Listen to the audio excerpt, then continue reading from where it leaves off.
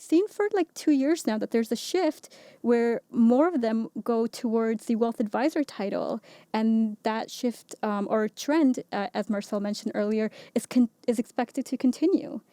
So Yeah, you bet. I mean, I've I feel like I've been talking about this for a few decades now, but it's actually happening, and I think you know the pace of change in the industry has picked up so rapidly that it really has forced advisors to make this shift. And so what we see for the future of advice is really, that old old way, that kind of financial advisor that was selling stock or selling product and being measured on if they were successful or not based on performance and just kind of marketing to anyone. That was the old way. They started moving into the financial planner realm and offering more advice and starting to slowly kind of cater to particular clients. And now where you see is they really want to be that wealth advisor. They want to be that trusted person, that trusted advisor in their clients' lives. So when something happens to a client, the first person that they think about calling is that advisor. It's shifting away from that product focus and really looking at the advice, because as life has gotten more complicated, and as people see the risk of getting something wrong,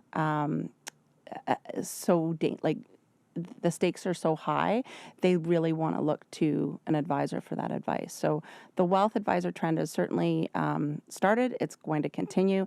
And I think you'll see advisors starting to really focus on more niche marketing and finding, a real niche to work with and understand the unique problems that those types of clients are facing, and then solve those problems for those clients.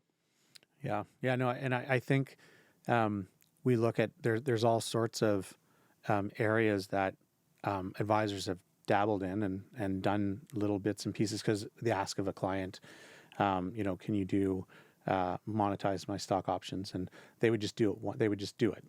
They'd learn it. They'd do it once.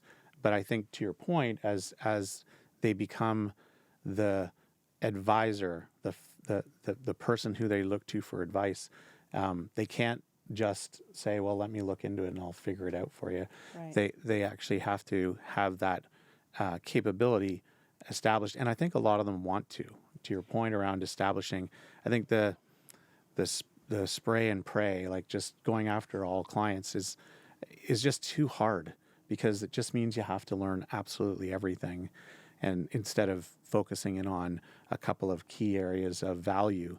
And I think that word it plays a really big part here, is what do clients value?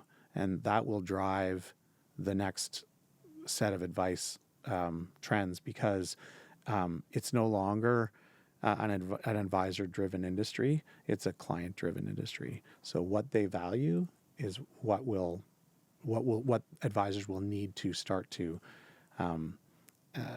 get better at, or choose a path. Yeah, and I think it's about broadening out the services as well, right? So really, like, again, we've been talking about this for a long time, but broadening out from financial planning to more comprehensive integrated wealth management, and being that person who can bring the trusted advisors that they have in the rest of their financial lives, such as accountants and lawyers and whatnot, and bringing them to the table at the right time to address the concerns that those clients are bumping up against.